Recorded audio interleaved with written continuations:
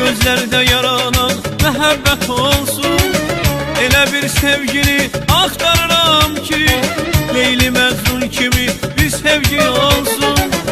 Elə bir məhəbbət axtarıram ki, ürəkdə yaşayan məhəbbət olsun.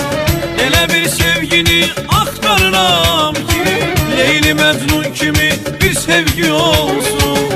Elə bir sevgini axtarıram ki, Leyli Məcnun kimi bir sevgi olsun.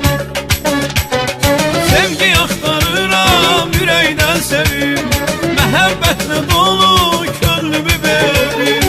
Sevgi axtarıram ürəkdən sevim, məhəbbətlə dolu könlümü verim.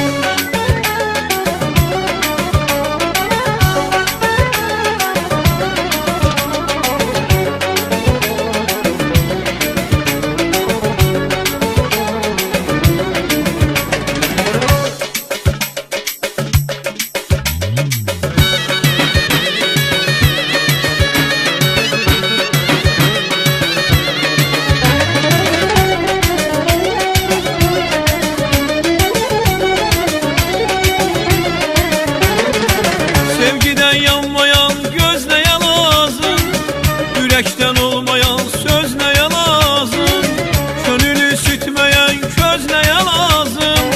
Yüreğde koy sevgi məhəbbət olsun.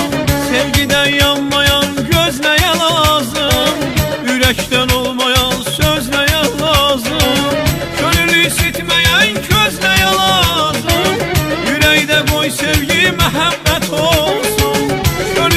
Bitmeyen közleye lazım, yüreğde koy sevgi məhəbbət olsun. Sevgi axtarıram ürəkdən sevim, məhəbbətle dolu